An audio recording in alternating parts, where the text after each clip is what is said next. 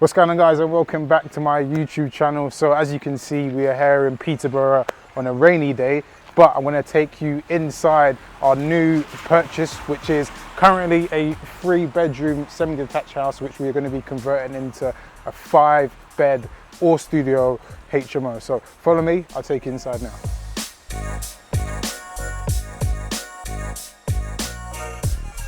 All right, guys, so now we are in studio 5 of 5, and I'm excited to show you what's going to be happening here. So what we're going to be doing, as we usually do, we're going to be removing all the chimney breasts. Now in this house, you guys can see these chimney breasts are really, really big.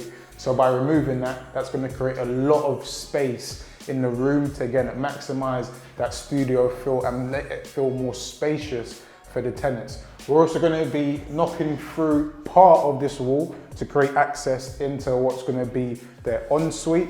And then also, if we spin the camera around, to get the studio size, we're also going to have to knock through this wall and then this whole bedroom. So you guys would have seen me came in through the hallway. So it's all going to be one big studio space. Again, just to maximize the size and make sure that we're providing the most high quality studio for this tenant. But if you follow me, I'll take you into what's going to be the communal kitchen.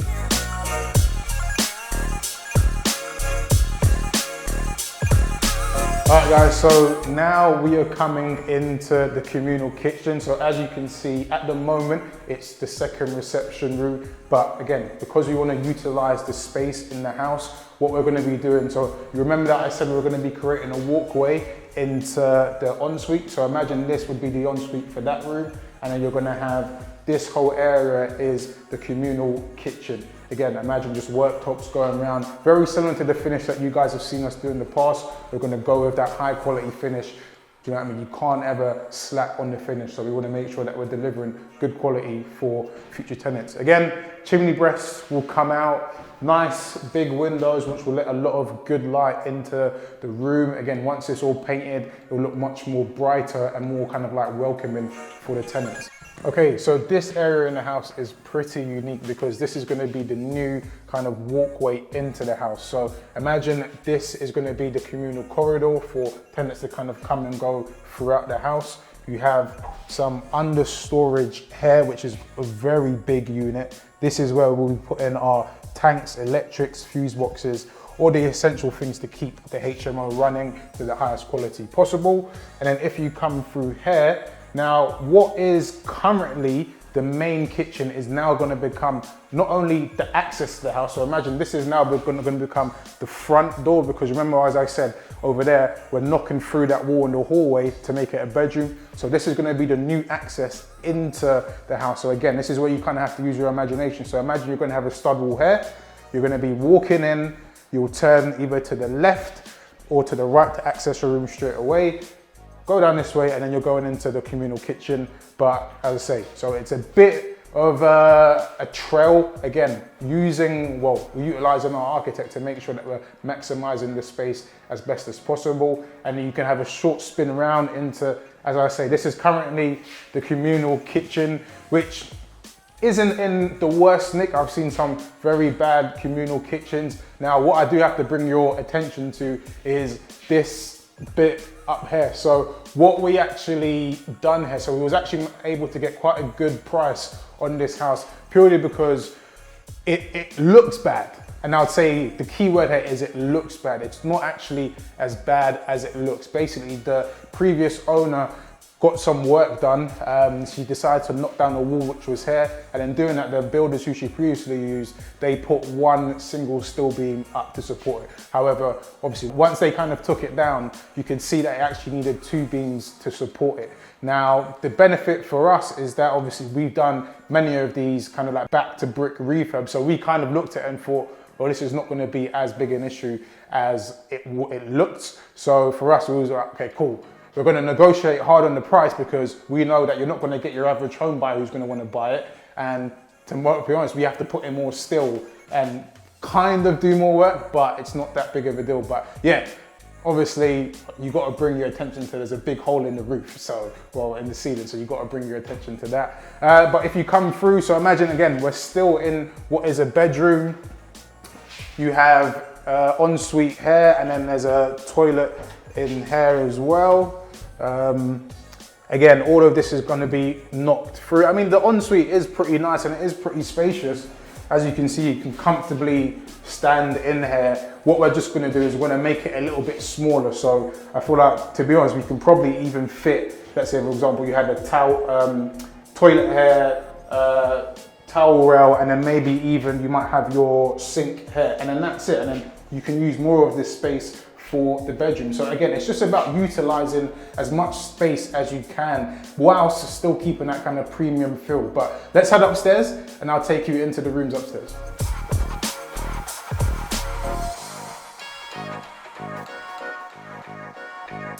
So now we are coming into studio 3. Well, it's like an off studio, and I'll explain why, because basically what we're going to be doing with this room is we're going to be kind of taking a bit off the wall here. So you kind of see we've got a wall here which connects to next door, but we're going to be moving this wall kind of just forward a little bit to get the size we need in the other room. So this would feel like a double room, well, quite a big double room. Again, you've got a bit of, well, you've got the water tank in here, which we're going to be removing and taking downstairs, as I mentioned.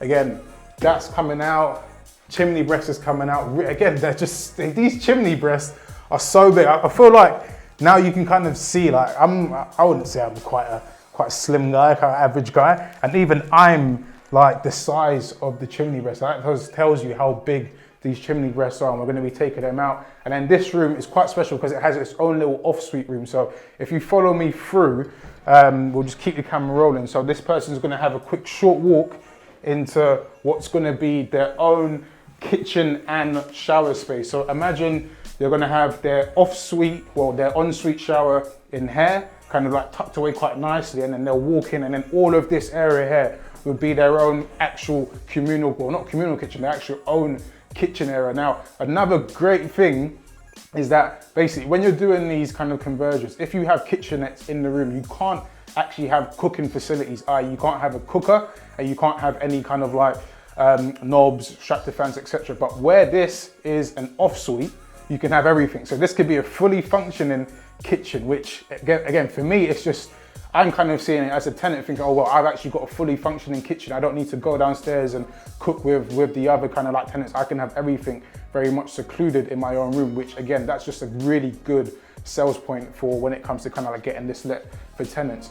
Again, you have space here. So all of this is actually chimney breast. So we can actually knock through this whole wall, which we're going to be doing, again, just to maximize this space. So imagine this is really going to feel quite big and be a very nice kind of like box shaped room. But yeah, follow me and I'll take you through to Studio 4, and then we'll talk about Studio 5. Okay, so now we are walking into Studio 4. Again, you guys can see it is already a very nice, spacious room, very nice high ceilings. Again, chimney breasts which are in here which need to come out. As I said, with this room, we will be moving this wall just further into that other room, again, to just maximize the available space in this room. Also, because I was actually thinking about, I was speaking to Carl, who's my lovely videographer who films our stuff, and we was kind of thinking whether or not we just put a door and then that gives access into the ensuite. So that is something that, as I said, like sometimes with these projects, they're very like flexible. So you may kind of see something and think, well, actually, why don't we just do that instead of like sticking specifically to the floor plans? But you kind of have to be kind of like imaginative and kind of like see these things and then speak to your team to say, oh, is it actually possible for us to do?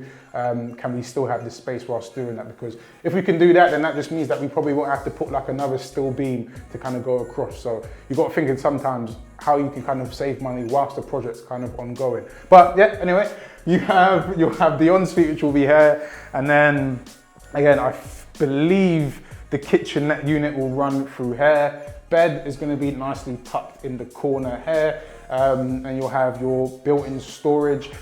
So I'm not too sure, you guys probably, by the time this comes out, you guys probably wouldn't have seen the end of West Parade. But with West Parade, what we've done in comparison to Mayor's Walk is that we've actually gone for built-in storage units. So we've got these really beautiful, I actually really love them, like a nice wooden floor to ceiling like storage units, like wardrobes, chest of drawers. It looks like beautiful. Like I would like happily take this in my house. And that's kind of what we're going to be doing throughout the most of our schemes going forward. So that's just kind of an FYI into how we're going to be kind of moving things forward as these kind of like projects keep going, because I thought that's what it's all about. You kind of want to learn from each project, what went well, what didn't go so well, what can you improve, what can you streamline, and then kind of take that into the next one so that you've got at some stage very much a formula that you're very happy to, and it's like a constant just recycle. The boys know what they need to do, they know where the things need to go, and then it's just in and out quickly.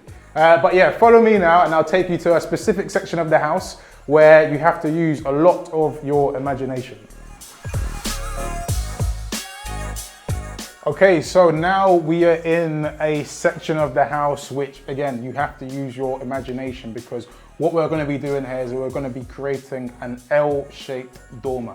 So what you need to imagine is that these stairs are going to continue all the way up, and that's going to create access into a room which is going to be right above basically all the rooms you've seen on this first floor. Now, obviously the benefit of that is that we're giving the tenant a really, really big room. We're creating, again, that premium feel. We're getting a really nice kind of like double kite wine staircase going in. So you're getting all the things that are essential to make it work. Now, obviously when you're putting in a kind of kite staircase, it is a bit more challenging. So we've definitely had to speak to the architect, get the structural engineer involved, and get those two really lining up to make sure they're both happy with the plans. And once they're happy, then that could be passed over to the builder just to make sure that they're happy with the plans as well. And then throughout the project, and then this is where communication amongst teams is important. The builders will constantly be talking to the structural engineer to make sure that, okay, cool, like we've now stripped it out. This is how it actually looks. This is the bare bones of it, just to confirm that your plans still kind of add up with what we've kind of, what we're looking at the moment. And I feel like that's definitely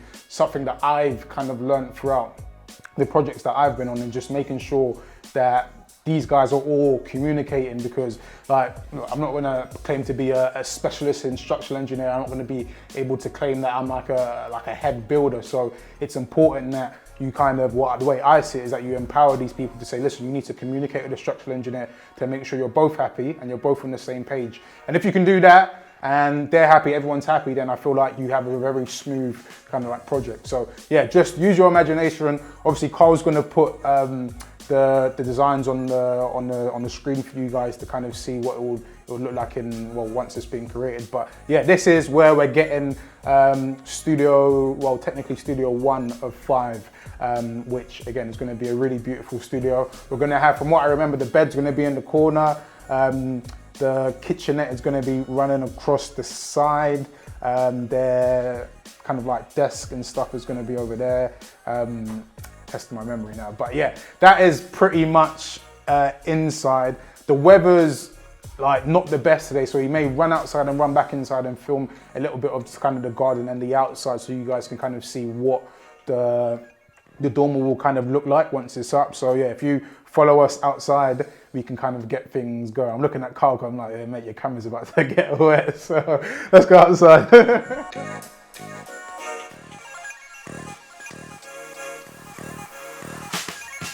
Okay, so I have come outside and braved the rain, all for the content. So as you guys can see, again, very simple what we're going to do outside. We're going to just keep it as is, because again, I feel like you just want to keep it very simple and minimal use for the tenants. As I said with the L-shaped dormer, so you guys can see where the roof is. Again, just imagine that there's going to be a whole box coming out. That's what a dormer is. It's basically a box on top of the roof coming out to create that room.